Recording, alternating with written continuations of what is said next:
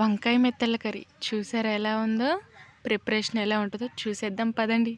ముందుగా అయితే నన్ను సబ్స్క్రైబ్ చేసుకోండి మరిన్ని వీడియోస్ కో. హాయ్ గాయ్స్, ఎలా ఉన్నారు అందరూ?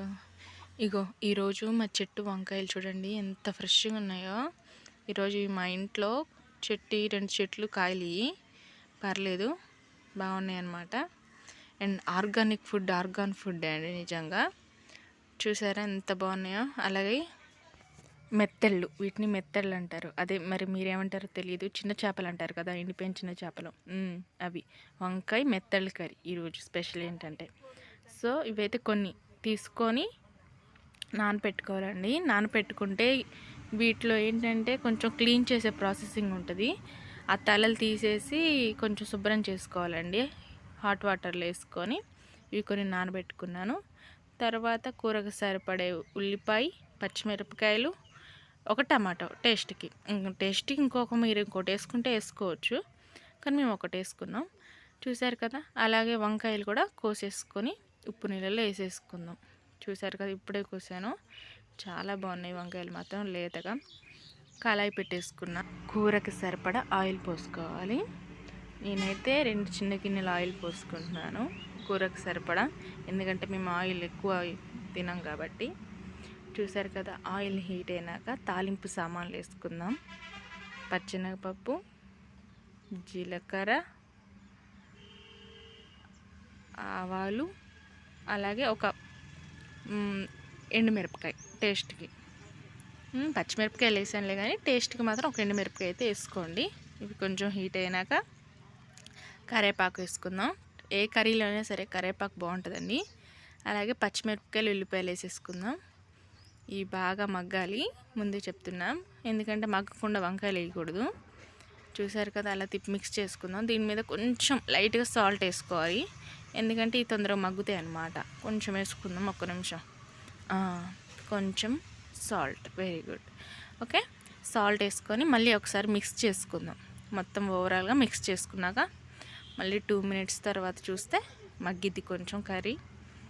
తర్వాత ఒక టమాటో, అదే ఇందాక మనం కట్ చేసి పెట్టుకున్న టేస్ట్ కోసం ఒక టమాటో వేసుకుందాం. తర్వాత మళ్ళీ ఒకసారి మిక్స్ చేసుకుందాం.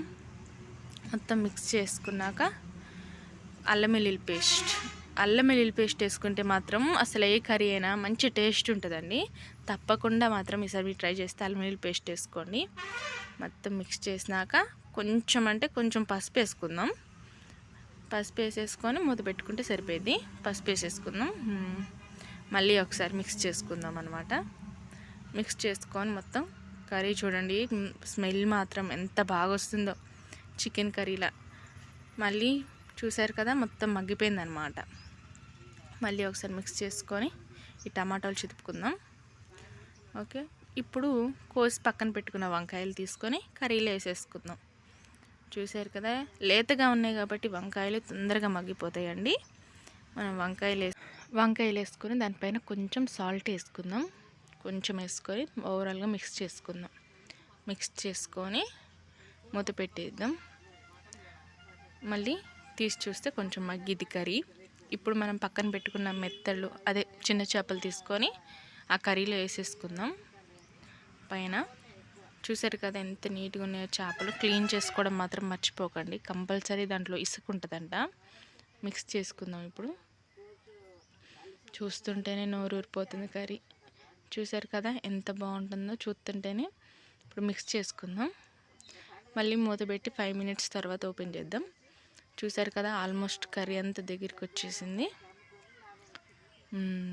కొంచెం టేస్ట్కి తగ్గట్టు కారం వేసుకుందాం. కారం వేసేసుకొని మనకి కొంచెం కారం ఎక్కువ తినేటట్లు ఉంటే ఇంకొంచెం వేసుకోవచ్చు. ఫస్ట్ టైమే ఇందాక 2 పచ్చిమిరపకాయలు కోసాం కాబట్టి ఇప్పుడు 1 స్పూన్ వేసుకున్నాం అనమాట కారం. మళ్ళీ ఒకసారి మిక్స్ చేసుకుందాం. మొత్తం మిక్స్ చేసుకొని కొంచెం వాటర్ యాడ్ చేయండి. కొంచెం గ్రేవీగా కర్రీ బాగుంటుందన్నమాట టేస్ట్. మూత పెట్టేద్దాం. మళ్ళీ ఒక 2 మినిట్స్ తర్వాత తీస్తే కర్రీ ప్రిపరేషన్ రెడీ. ఓవరాల్గా కర్రీ అయితే ఇలా ఉంటుంది. చూసారా ఎంత బాగుందో. ఇలాంటి మరిన్ని వీడియోస్ కోసం కంపల్సరీ సబ్స్క్రైబ్ చేసుకోండి. Thank you.